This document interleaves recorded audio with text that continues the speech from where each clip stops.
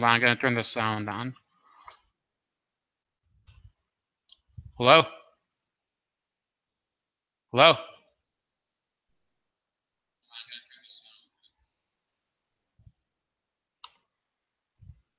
I could hear me. Okay, just checking. So you guys couldn't hear me before? Sorry. So I guess we started out with nothing, right? So you haven't heard a single thing I said from the beginning, Denise? That's pretty funny. So I'll try to like summarize. Yesterday I had a chat with somebody who was a Kasich supporter. I got cut off at the end, which was not supposed to be the end because my internet connection went out. So we'll do that at a different time. Today we're going to talk about a number of topics that are, obviously they're current events, but some of them are just bothering me personally in terms of current events. But you guys can hear me now, right? Absolutely, 100%. Denise?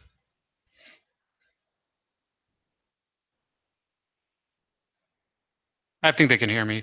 Um, anyway, yeah, the Afghanistan. I was trying to explain that one of the problems with having a military intervention there is that this is not a country that has any one culture. It's a country that's divided between uh, different different zones of influence in terms of uh, you could look at. Hold on, that was a mistake. That was a mistake on my part. I just wanted to mute the fucking tab. And instead I got, that was a fucking mistake there. Sorry, guys.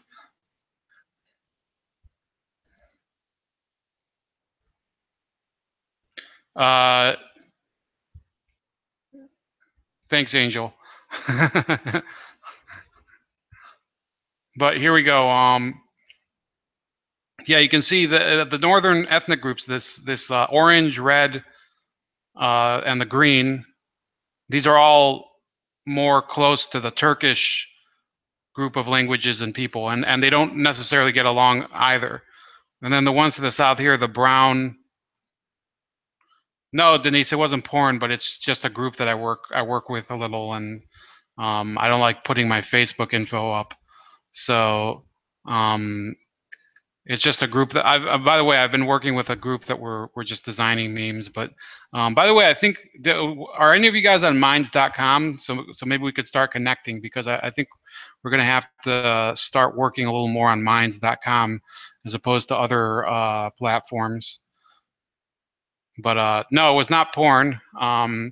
We haven't reached that point yet, Denise. I'm not that desperate, and it's not like I need to engage in porn making here because I thank God I actually make enough money.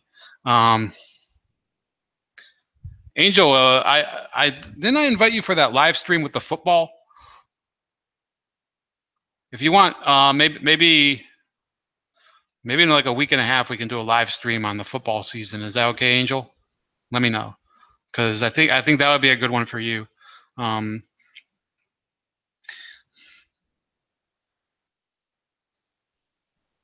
So then the issue with Afghanistan, like I said, is I think, and you guys missed it because obviously you couldn't hear me, but Donald Trump, I think that he's trying to do something that a lot of leaders would not try, but I still don't know if it's a good idea, and you guys can let me know if it is. Donald Trump is saying, unlike President Obama, I am going to win this war in Afghanistan. I'm not going to withdraw. And I think it's a double-edged sword because Afghanistan is a rocky terrain country. If anybody's seen that movie, Lone Survivor, um, Angel says, no, you did not invite me on the foot. Well, check your Twitter, buddy. Check your Twitter. I did send something. I sent it to you and two other people. So yeah, I invited you, but you'll have another opportunity, soon. Um, By the way, it's not easy to reach me on Twitter, so you might want to just comment on one of my videos, and that would be the easiest way right now, since I don't get a lot of comments. Anyway, so bottom line is, and I'll stop presenting this. Hold on, stop. We have to start thinking about whether Donald Trump will be able to pull off this policy in Afghanistan. It's a country that the Soviets tried to subjugate for about 13 years, from 1989 to, or 1979, I think, till 1991, or I think they withdrew in 1989. So it's about 10 years. They lost a lot of men, a lot of money, a lot of equipment, and it was one of the worst strategic decisions in Soviet history. So I don't believe that Afghanistan is going to be an easy war to win, and it's proven not to be an easy war to win. We're going to have to deal with the opioid epidemic there. I think he made like a good point in criticizing Pakistan. It's going to be interesting how that shakes out. A lot of this is uncharted territory for me. And the reason that I think that Afghanistan is a problem for people like me in terms of deciding whether it's a good move or not is, hold on, I'll get to, I see two questions here. But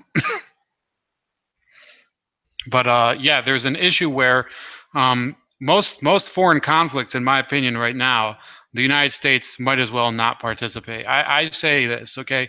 There's a lot of places in the world where, you know, who cares? The Ukraine-Russia conflict, I think beyond resolving it diplomatically, I don't think that we need to be involved in that conflict. There's what's happening right now in the Middle East with Egypt and Israel and the Palestinians and the Syrians. I think the only thing that we can do is really do a little diplomacy, if that at all. In the Israel conflict with the Palestinians, I don't think the U.S. should be involved at all. I don't think that they should be sending aid to either side. I think that they should say to them, we think that, okay, maybe you can, if you're going to be friendly to us, if you're going to be friendly to us, please just buy some weapons from us, and that's it. And we're not going to just mess about your region anymore. We're just going to let you do you, and we'll do us. And I think that's an appropriate approach to most of those countries. And I think, I mean, tell me if you guys agree. I see that you're asking questions, but I mean, you guys, what's your thinking? Don't you think that if we let these countries resolve their conflicts on their own, and you know, try to get other powers not to intervene in them and not intervene on our own either, don't you think it would be resolved a lot quicker? Because you wouldn't be feeding fuel into the fire. You wouldn't have all these countries injecting arms and soldiers into it, and you know, these proxy wars in Syria. I actually did a video on it in where was it? It was in May when Trump did the crazy, the Tomahawk missile strike and all that. I said, you know, the better approach would be calling an international conference, saying to everybody, even countries we don't like Iran and Turkey, and saying, listen, I know you guys are having fun blowing the shit out of the entire world, but we should state some priorities, destroy ISIS, and then withdraw all foreign troops. I think if they did that, the Syria conflict would wind down and end in within a year. So Denise agrees with me. Dean, I did not see that press conference. Maybe I'll take a look later. I don't really like Rex Tillerson at all. I think he's one of the weakest cabinet appointments that Trump. He's both weak and he's bad because he's an oil company crony. So I don't like Rex Tillerson, and there's a lot of times where I wonder whether I mean, I think he's one of the reasons I can't support the administration more than I do, because he just seems like the wrong person for the job. He's a special interests lobbyist type of guy. No, I don't think that I don't know anything about what he said in the conference today, but I think the only thing I did hear about was that Rex Tillerson said that before they would be deployed, Americans would know how many troops are going to Afghanistan. Now, that's interesting because, oh, Angel just asked like a nice question, but that's going to come up later. Yeah, I will answer that question, Angel. But listen, the Rex Tillerson statement, it's interesting to ask how he exactly he's able to make that statement. In reality, it's James Mattis, the Mad Dog Mattis, who would probably have to make that judgment. So yeah, I think that Tillerson's statement about the troops in Afghanistan, I think that really, at a certain point, it doesn't make any sense to even listen to Rex Tillerson. I wonder how long he's going to be. I actually hope that Trump eventually replaces him. I think in a couple years, Rex Tillerson is going to be he's going to have a replacement, possibly this Nikki Haley, who's the ambassador to the UN, who's not bad. I mean, I wouldn't say that she's amazing. Some people think she's great. A lot of people I know that are pro-Israel lobbyists, or who are, they're not lobbyists themselves, but they support the Israel lobby. They're like, yeah, Nikki Haley's awesome. I'm like, yeah, that's because she supports things that you support. That doesn't mean she's going to be good for the job. In my opinion, you need a Secretary of State that will be trying to really change things, not do things that are supportive only of your agenda. And I think Nikki Haley, it remains to be seen how good she will do. I think she's intelligent enough to do it. Lionel Nation, who is another commentator on that topic, yeah, he really hates her. He thinks that she's a moron because she criticizes Iran. There's nothing wrong with criticizing Iran. If Donald Trump went on TV and criticized Iran, would you have a problem with that? You can criticize it, but in my opinion, if the president of the United States wants to go on whatever broadcast that it is, TV, internet, whatever, and say honest commentary on the situation with Pakistan or with Iran or with even Australia or Mexico or any country, and talk about the real issues with that, I think it's a better policy. And I'm being honest here, it's a better policy to have a little more clearing of the air, maybe not everything, but clearing some of the air on our problems with certain countries than this bullshit that John Kerry was peddling for 4 years as Secretary of State, or that who was Bush's Secretary of State? They had Colin Powell. Condoleezza Rice wasn't awful, but I think that they were liars. They were pretty much liars, and I think Rex Tillerson is a liar in many cases. And this H.R. McMaster is also an idiot. He's a globalist, and I think that we're not at a good point right now. The Afghanistan policy is not great. Angel Muniz, wish you lived here in the state of Minnesota. We would become roommates and friends. As a matter of fact, one of my best friends lived in, a person who's like, he's kind of like my uncle. He was, I think, he went to school or I think he was a professor at the U of M. I don't know where that is in Minnesota, but yeah, he's like totally all about Minnesota. He had like a lot of students from the area. He was an art professor. Now he's a machinist. Amazing guy. One day I'll convince him to come on. But yeah, he talked about how there would be there'd be students from the reservations there. It was a very interesting state from what I hear. I've never been. This is embarrassing. I've never been west of Michigan, so that would be interesting. Dean Kruger, Hillary was the best Secretary of State ever. Yeah, I think the people of the people of Saudi Arabia would probably agree very much. She's the best Secretary of State in the history of Saudi Arabia. So yeah, no argument here, buddy. Angel also asked, what do you think about the Black Lives Matter leader creating a list of 10 things she demands from white people? Well, the problem with Black Lives Matter is Dean says, I'm playing right. Yes, I think that's why I'm saying she's the best Secretary of State in Saudi Arabian history. I think we're on the same page. So what else? The Angel asked about. Yeah, I did see that article, and I think there was also a video on it by Sargon of Akkad. Yeah, that type of stuff is unfortunately one of the reasons that we have so much racial animus here. I don't know if you guys look in my video history. You can look. You need to digress, so you're getting off topic. No, I'll talk about this. I don't care. This is my stream. I'll talk about whatever I want to. And you know, if you guys want to ask me questions about other topics, we'll get to some of them.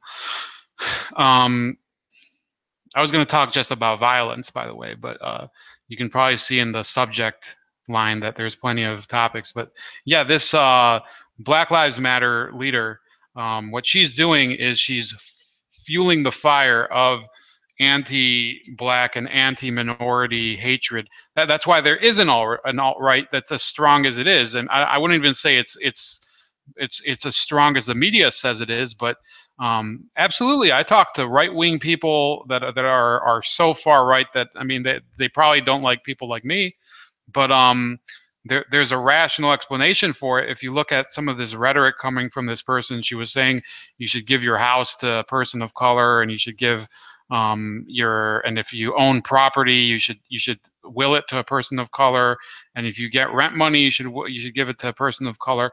It's not a real, those are not real ideas. They're emotional bullshit. And you know, the fact that these people think that by adopting Zimbabwe style policies on race, we're gonna have a better country. It just shows that they've learned nothing from history. That actually brings me to a new topic. So Angel, thanks a lot. You're actually bringing me to a new topic where I've been talking a little with, and I'm actually not gonna look at the comments for a few minutes because I want to stay concentrated on it. There's a real issue right now with the Libertarian Party, and I'm gonna pull up, and I'm not gonna show it on screen. You're gonna have a couple minutes of silence here, maybe. So, you know, in the meantime, talk amongst yourselves, as they've said. You know, talk amongst yourselves. Let me see this. Larry Sharp for New York. If you live in the state of New York, I know you live. I know you're a Giants fan, Dean Kruger, but do you live in the state of New York? There's a guy running for governor named Larry Sharp, who is he's part of the Libertarian Party, and I've written a couple comments on it and on his page, and I have to say that I'm waiting for him to really show that he's got the initiative to be a leader, because I haven't seen what I was hoping to see from him. I don't live in New York State, so you know there's an issue now. Here, I'll actually, let me see if I can share this without sharing too much. No,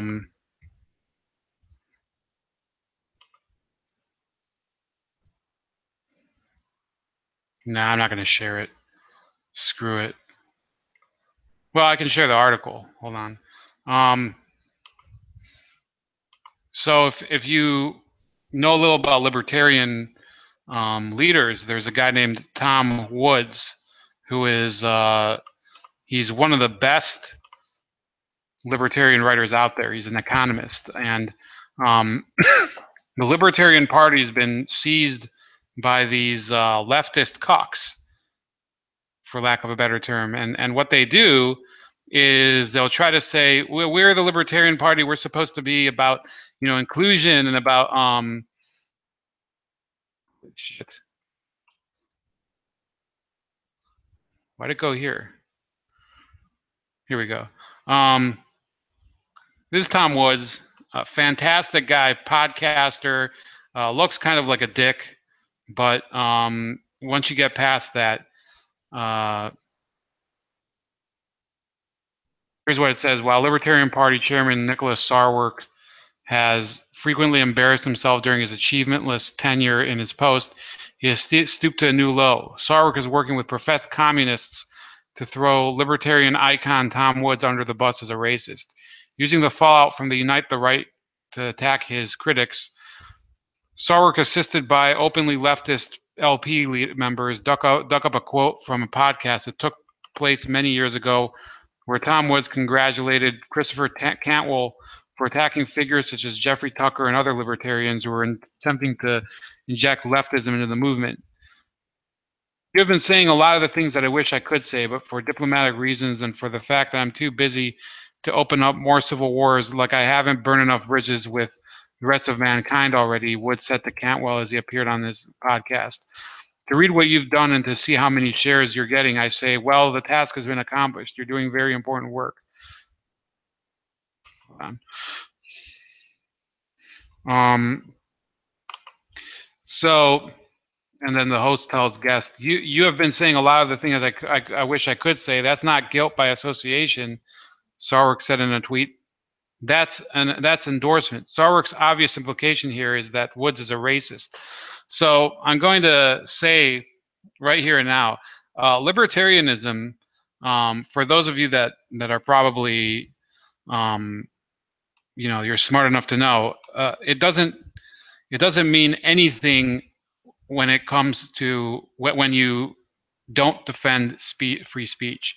You have to really wonder what does libertarianism stand for. The whole name of the movement is based on the word liberty, which means freedom, and freedom of speech is enshrined in our Constitution. The founding fathers of the United States, they were not by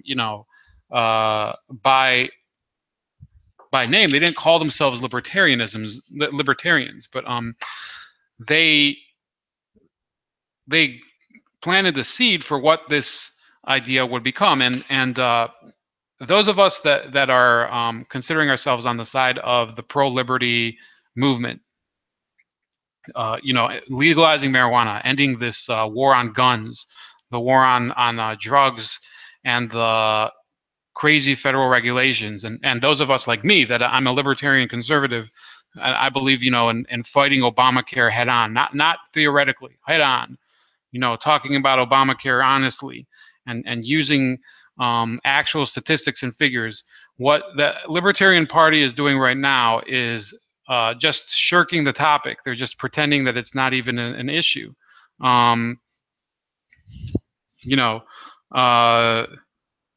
Yeah, Dean, you should look up Larry Sharp. It's Larry and then Sharp with an E at the end. And he is a good candidate, but even a good candidate right now, what he's doing, I took him to task for it yesterday. First of all, there's the whole issue where people that are libertarian conservatives are getting pushed out of his party. His party is a joke. It's a joke because of Gary Johnson. And unfortunately, Gary Johnson courted all of these cupcakes, these snowflake idiots that were Bernie Sanders supporters in order to boost his numbers during the 2016 campaign, such that these people came into the party and they're all about speech policing and attacking people's motives and calling them racists and trying to be progressive and open-minded and inclusive. That's not libertarianism. Has nothing to do with that. It means that we support those of us that, and trust me, I'm not somebody who I say I have an ideology. I'm a libertarian. I have a lot of beliefs that dovetail with libertarianism. So I'm pretty close to it. I don't know if I am one, but I'm pretty close to it. And all I was saying is this, that if you are against free speech, the inclusiveness doesn't mean shit.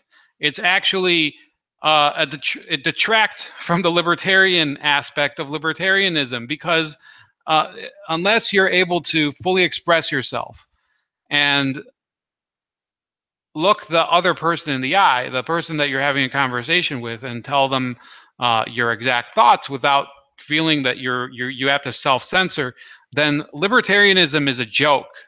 There is no libertarianism without freedom of speech. It would pretty much be, corporate free-for-all. That's about it. That's not why people support libertarianism, and it's certainly not about what's this other thing they were talking about? Dankertarians or something.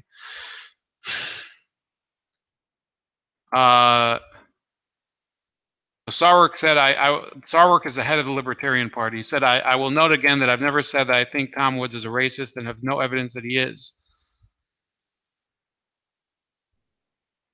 Hold on.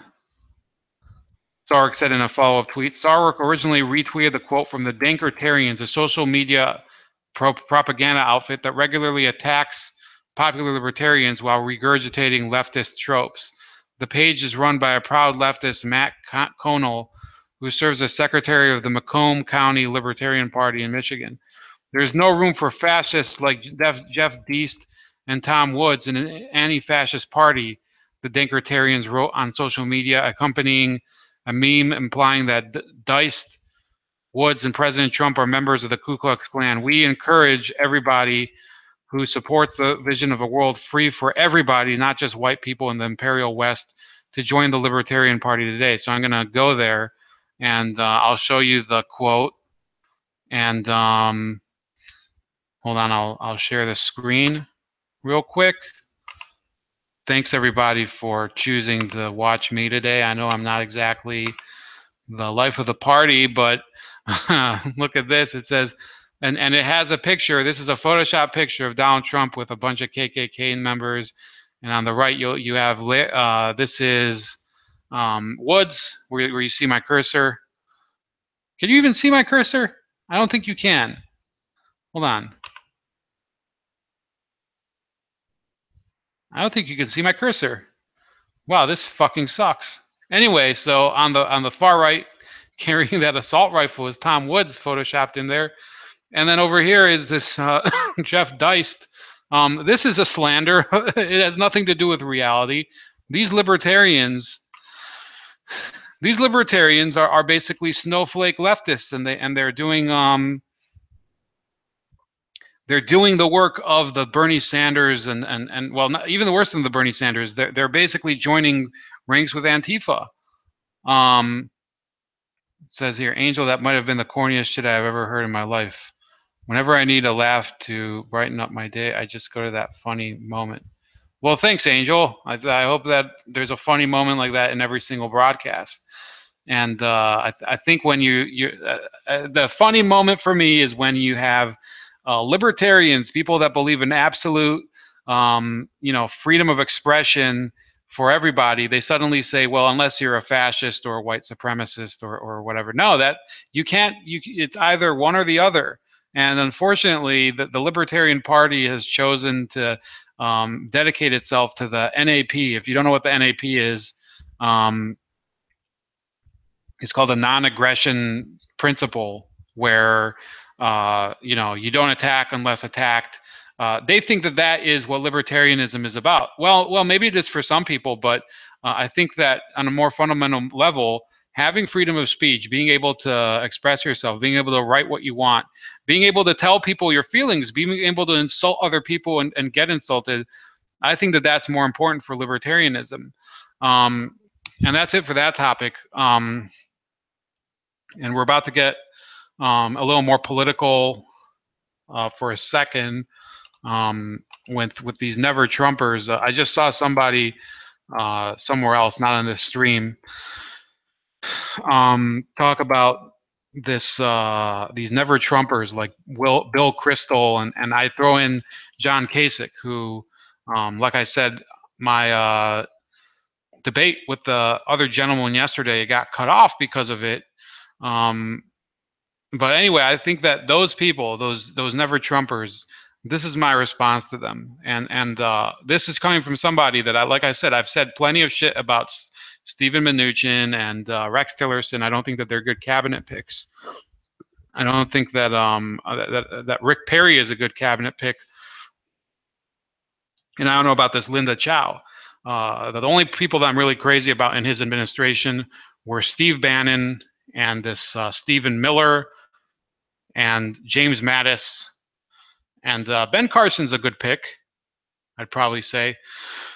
But the most important person is Donald Trump. Yeah, of course, Mike Pence is also okay. The most important person is Donald Trump, and the reason that these never Trumpers will never get it, and they never they haven't gotten it, and they never will, is because their sense of importance is so inflated. Maybe I'll go on camera for this segment because I wasn't doing it because I couldn't concentrate.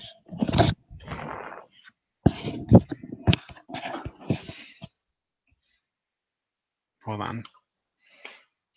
Can you see me? Yeah. Fuck. I need a haircut, guys. But listen.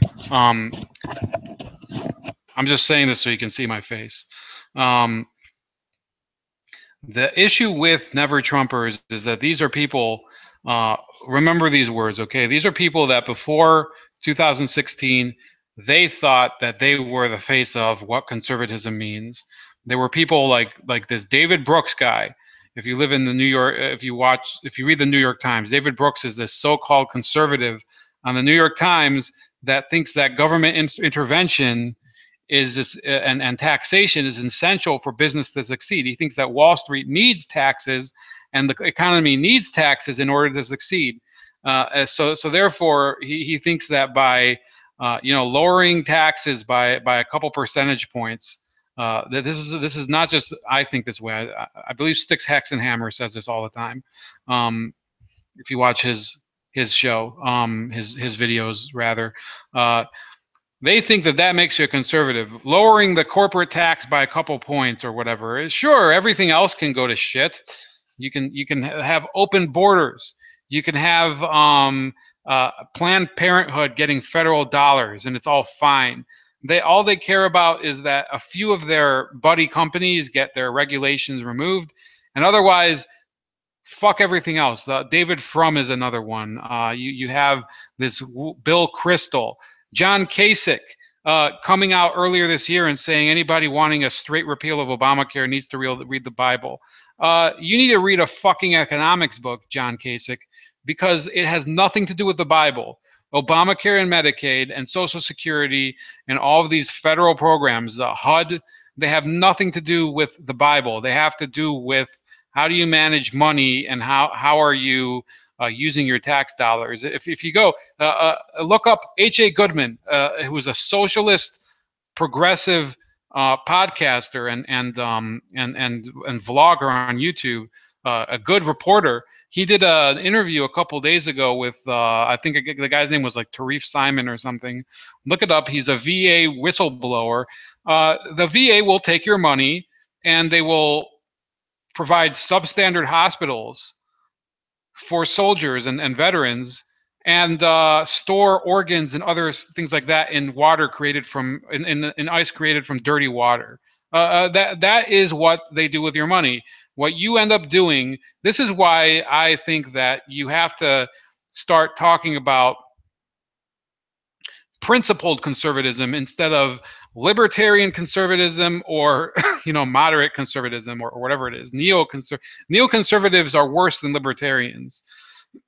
These ideological people, because all they believe in is that you can have some Western elitist values that you think that the West is to some degree better than other countries. But you can still support the Muslim Brotherhood. You can still sponsor wars in foreign countries and get along with the Saudi Arabians, basically be their buddies. That's their policy. Their policy is, I'm going to have values when it suits my pocket and my checkbook, and that's it. That's not what conservatism is about. And I think that that's one of the reasons that I call myself just an independent sometimes. Being a conservative, I think, it should be in terms of the policies themselves. You should want to have Social Security be a solvent program. Fuck the value system. It's about being a solvent program. Okay, if the program isn't solvent, then all of this guilt-ridden nonsense about like John Kasich said with Obamacare, you need to read the Bible if you think you should repeal it. Well, maybe you should. Maybe you need to read the fucking accounting books, the accounts receivable and payable, and read the graph. Okay, we're talking about graphs. We're not talking about verses right now. I can read the Bible on my own time. This has nothing to do with the Bible. If you are giving federal money, taxpayer money, to corporations, health insurance companies, in order to give people unaffordable health insurance, then the Bible is not really the book that you want to consult for what's the best course of action. I think that the book you want to consult is your investment portfolio manager, John Kasich. I don't know what the reason is. I don't know if he's taking lobbyist money from health insurance companies. I was trying to research it yesterday, but I don't think that the policy of keeping the federal government solvent and creating freedom in our economy, letting people use their money for whatever they want. If you want to use your money to buy, some marijuana and smoke it, personally, I don't think that that's as bad as having the money taken from the entire country and then spent to provide substandard health care, substandard health insurance in the form of Obamacare, or shitty hospitals in the form of the VA or the Indian healthcare system on the reservations. Which, by the way, Angel, I don't know if you know people that have experience with it. Maybe you could share some of your own observations on it. But yeah, the Indian reservations, they have their own healthcare system, and it's not in good shape. And the federal government is in charge of it. Why is it that we keep accepting as people, forget what your ideology is, we keep accepting failure for the money that we pay? Don't you think that that's an important question? And it's not a moral question. It's a question of what's the smart decision here? Am I going to put money that's taken from everybody in the country in their taxes towards a failed program? That, I think, is the more important question. And these never Trumpers will never get it, because for them, it's okay. They will want to be civil about their arguments. You have this idiot Michael Medved on radio, always talking about how Democrats have kindness in their hearts and that they're just as good as, and Americans have little. There's really more that unites us than that divides us. No. There are people in this country that they don't share the same priorities as you do, and they might think that I'm talking about the never Trumpers. They might think that it's only a question of how civil you behave and how you couch your arguments, whether you can make them palatable and electable and Mitt Romney like. They think that that's the issue. That's not the issue. The issue is that some people on a philosophical level, they don't like what you stand for. They think that you need to pay more. They think that if you're Mexican American, that you should vote for the Democratic Party because that's what Mexicans do.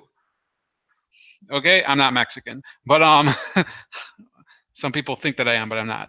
But what we stand for is that people should have individual choice what to do with their money and what to do with their time and how to express themselves. And that's more fundamentally precious than any non-aggression policy or changing the corporate tax rate or any of that other bullshit that the libertarian so-called party, the so-called Libertarian Party, or that these neoconservatives want. The neoconservatives, if you trace their movement, a lot of them were Democratic Party supporters that were, they were patriotic during the Cold War. They said they wanted to defeat communism, but they were for a large welfare state. Charles Krauthammer, for example, is a good example, and I think Jean Kirkpatrick would be one. She was Reagan's Secretary of State, I think, for a while. Yeah, those were Democrats, and they said, yeah, we are fine. We believe in large government spending. We believe in large social spending, and we believe in large military spending. And I'm against both of those. I think that we have to cut as much as possible. And these people, I mean, look at this Bill Kristol moron. During the campaign, he keeps saying that Donald Trump represents like an ugly America, and conservatives are being hoodwinked by him and whatever. And what has he ever accomplished with his career? He's the person who got us into wars in Iraq and Afghanistan to begin with. Donald Trump should be billing him for all of the problems that he's inheriting. Donald Trump is not the person who wanted to go into Afghanistan. It was Bill Kristol who wrote essays in the 90s. I think it was called like the blueprint for the 21st century America or something. It was some sort of bullshit, neocon sounding doctrine that he wrote down.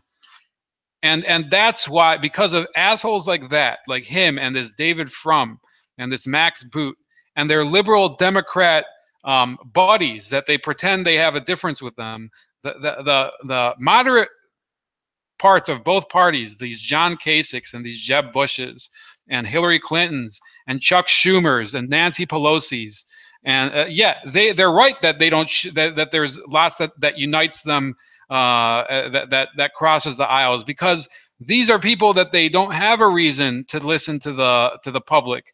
They've never seen it as a real essential. In the case of Kristol and David French and all those other people, they've been writing for magazines like the National Review and the Weekly Standard and other so-called conservative journals for 20, 30 years, and they've been living in either Washington D.C. or New York City. They're the same as the people. They're the same as the Democrats in terms of the water that they swim in. They claim that they're conservative, and they do get harassed to a certain degree for what they believe in, but that's not because they believe in the same thing you do. You're probably watching me right now, unless it's out of curiosity, because you do believe that we need to reduce the debt, we need to audit the Fed, we need to end the drug war, and talk more about treating people. We need to focus on getting more freedom in education and for people to get school vouchers. Most of those people, they only pay lip service to that crap. They don't really care about any of those social issues that low-income Americans would need in order to, be able to be self-independent, self-sufficient. They don't care. It's all bullshit for them. They'll talk about it in passing. They'll say, in some cases, I don't even think that they care at all about it. I think they'd be perfectly fine voting for some. Some of them did vote for Hillary Clinton. David Frum, a couple weeks ago, it was Politicon. He was on a panel with Dennis Prager, who's actually a fairly normal person. Despite the fact that he listens and conducts classical music, which I hate, but he's a fairly normal person, and he's sitting on stage listening to this David Frum, who's a Canadian. He was born in Canada. He immigrated here, and he starts writing this Bush era policy, this neocon garbage about spreading democracy throughout the world and all that. No, represent what conservatism is. I don't know if what I'm saying represents conservatism, but it sure as hell isn't those fuckers that believe that we should just be having war after war after war. And unfortunately, Donald Trump is in this despicable situation in Afghanistan right now because of people like that. They don't care. It's not that I don't think that we should never go to war. It's that I don't think it should be the #1 priority. I think that we should do the wars smarter, and I think it's possible that James Mattis could do it. I think James Mattis is a better Secretary of Defense than Bush's defense team, but we have to be in these wars to win them. We're not in the war to be in a war. It shouldn't be like Vietnam. In Vietnam, we were in the war to be in a war, and that's not the way it's done. You have to be on point and trying to win it. So I was going to get a little philosophical here, but let me look at some of these comments here. Let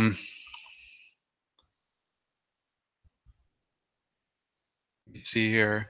Denise says, we love you. I love you too, Denise. I think Dean was reacting to that photo. Dean says, what do you think of a flat tax? I don't know if we could do a flat tax right away, but yeah, we have to get rid of this so-called progressive tax. and the flat tax is a good alternative. I think that we do have to start talking about, first of all, the flat tax is only part of the solution. The other part of the solution is to eliminate waste, and I think I have a better handle on how to do that than I have on what tax rate should be. So I don't have a problem with it, but I can't say that I'm 100% for it. Angel Muniz said that the never Trumpers don't know what conservative is and take the truth. Uh-huh. Dean Kruger says I watch HA all the time. He's good. Dean Kruger says I pay more in combined taxes than my mortgage. Go figure. But yeah, you live in New York State. I can believe that. I don't remember who said that. I think it was Larry Sharp, who's that candidate. He said that in a certain sense, all New Yorkers are they're paying rent to a landlord, and that's the state of New York. And I don't live in New York. I live in Ohio, but I think that we have to start really questioning where that money is going. This is my dad, so let me just tell him. I'm just going to tell him I'm going to call him back in a second.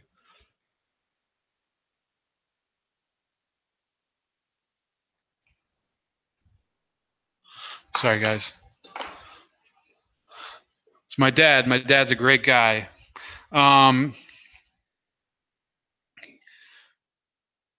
Denise said you should be in politics. I mean, I've thought about running a joke campaign. I've thought about, just being like the complete. I mean, I've thought about running a campaign. Let me see what you guys think about this.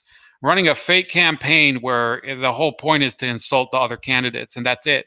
Not even to win, just to insult them, just to show how ridiculous they are. Because I live in a district where that would be pretty much a that would be so easy. There is no Republican Party in the county I live in, and the Democratic Party is a joke. It's full of these machine politicians. Dean Kruger, another question. What about national sales tax? Yeah, I think really the issue right now, I think, is reducing the other taxes, and if we have to transition to something like that, yeah, we would have to. We would have to do like a national sales tax. This tax in gasoline would be a possibility. I think Trump was talking about it, but no, I think that the more important thing, the tax issue. Yes, absolutely. I'm in favor of a lot of these new ideas for tax reform. I think that the more important thing is beyond just public policy that we hear in the press. It has to be about eliminating waste, getting rid of a lot of these foreign federal workers that are not, they're just redundant. Their jobs don't even mean anything anymore. The postal system. There's a lot of places where the postal system is simply, they're delivering mail to nobody, or there's a post office where there's no people, and that's a common target. But yeah, I think that the flat tax and the national sales tax, they're important elements of this, but it can't stop there, because if we're still feeding money to basically we're feeding money into a shit machine, it's just piling shit up. No, I'm not in favor of that either. I think that we have to reduce federal waste. And you know what? There's another policy I want to bring up, the Davis-Bacon Act, for example. I think we should examine what that's about. A lot of the services, you hear people saying, well, the federal government, it helps the government.